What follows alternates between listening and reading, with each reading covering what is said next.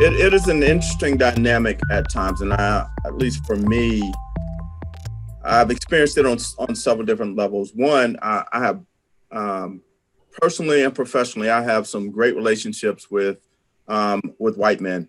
I have some really good relationships with men. Some relationships I really value, and then there are other relationships that are a little challenging at times. And so I think when I look at the dynamics between the two, I think the problem happens, and I use the word problem loosely, but the rub happens at the point to where there's this level of either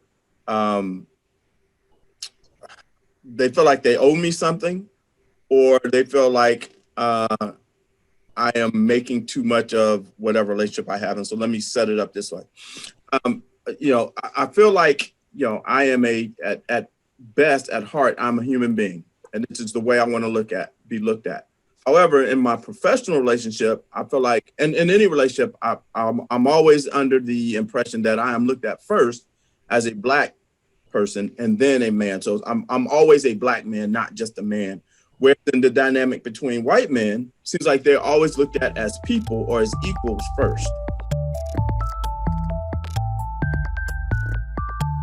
Absolutely. I'm curious when you said that sometimes the dynamic is that they feel like they owe you something. Mm-hmm. What do you mean by that? Well, I think people feel like they owe me or there's this guilt, like, okay, we've got to do something here because in this dynamic, we've been in the power structure. We're in the power structure. So I'll say I do a lot of work with diversity and inclusion inside of our organization. So in that room, oftentimes I am one of the few men of color in that room. And so either I carry the weight of people trying to apologize to me about the dynamic.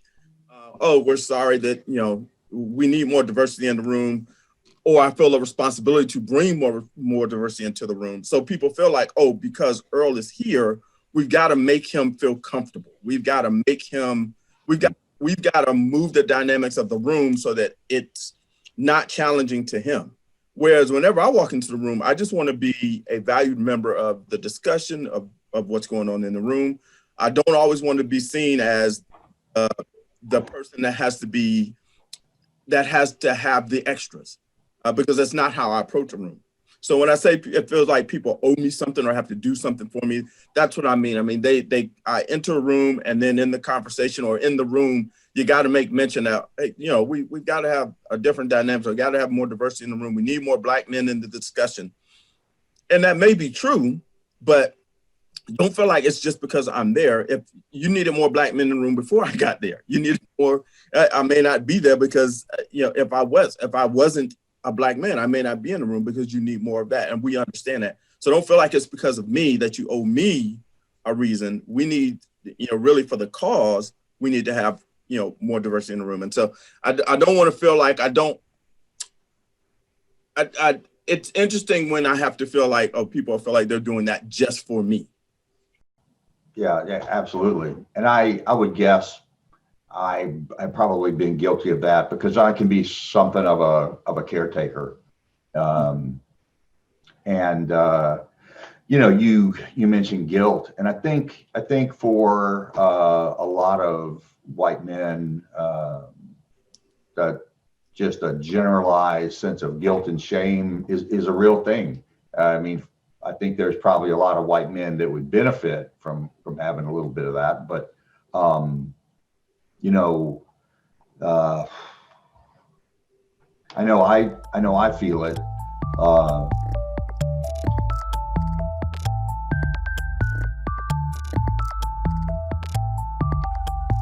Will getting to a new place require that white men give up something or some part of their privilege, and thinking about that, I think that they're going to have to give up status.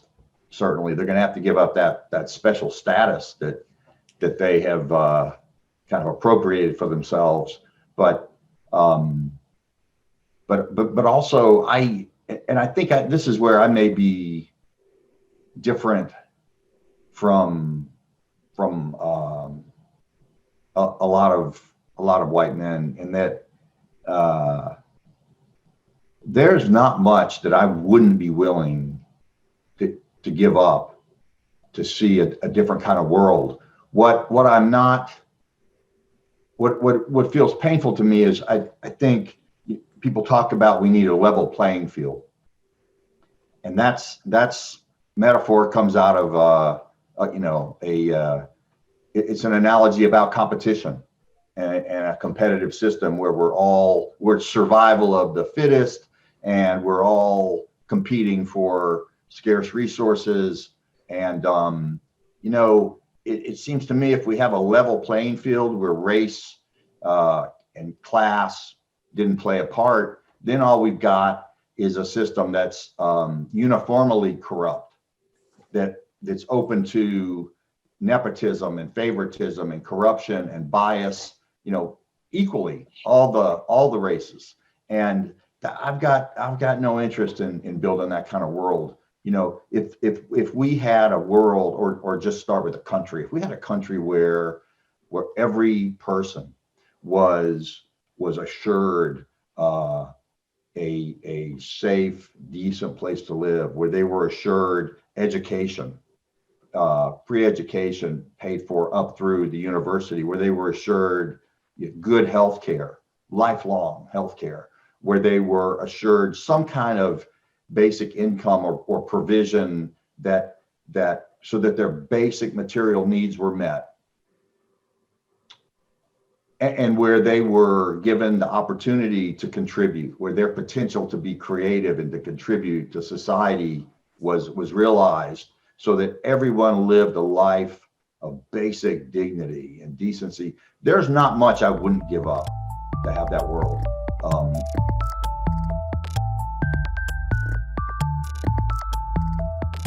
I think one of the things that we deal with in this country that we live in is we're a naturally competitive society. We're competition.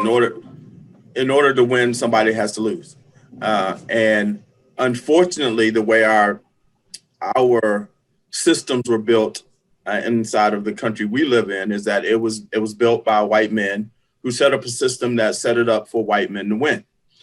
In the beginning, and in the beginning, there was no, women weren't part of that system. Black men and definitely Black women weren't a part of that system. That system was always set up the way for white men to win. Now, as we move to a more cooperative society, well, those of us that would like to move more to a more cooperative society understand the problems with the system.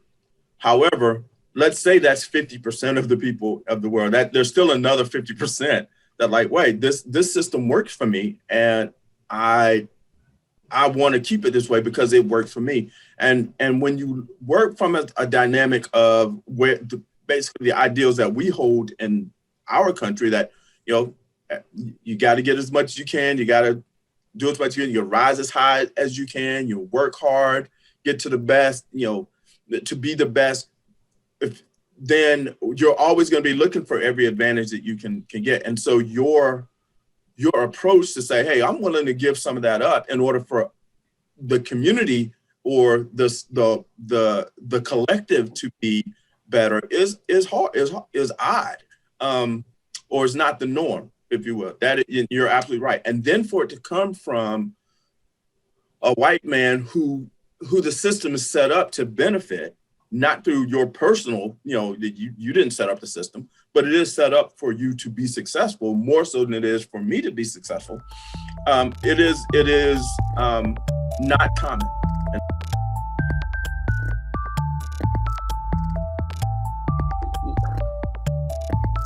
Just to tag on to the idea about running the race.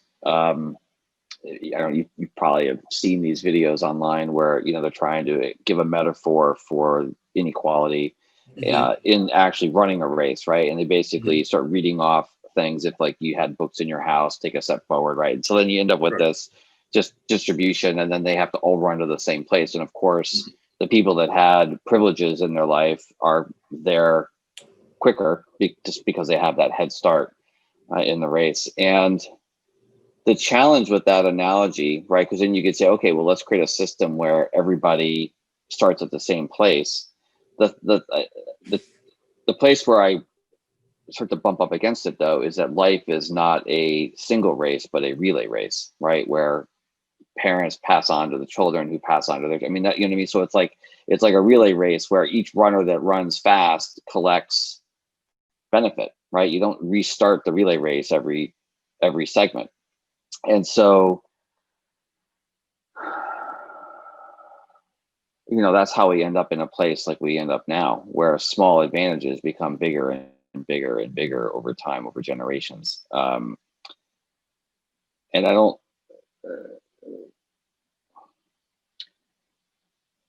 know how you actually account for that. You know, there's also this juxtaposition of competition's unhelpful, but yet we want to run a race from the same starting line. You know, and so a race is a competition. So it's like we're either in this competitive world or we're not, in my mind, right? And so if we're really talking about how to reset, and in my view, I think the social changes that we've experienced over the last 200 years represent that shift. I mean, earlier you were really kind of getting at that, this shift from this competitive world to this more relational, cooperative world, which I think is going to continue. Then in some sense, you know, are we running a race at all in the end? You know what I mean? And so that, I think that's the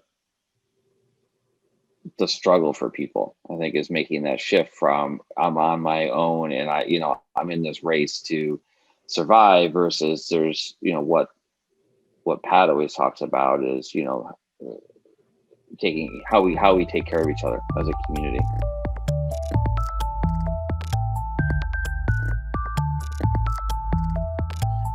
Yeah, I think the shift, I think you're absolutely right. I think the way we have to get after it, at least in my opinion, is we have to stop running the race because a race is naturally competitive. And what I mean is when you look at, and I've seen those videos, used a couple of them in some talks I've done, but the problem is it sets up where there's only one prize. And so when we think that there's only one prize, and I want to get the prize, then yes, I'm going to take advantage of every advantage I can to get that prize.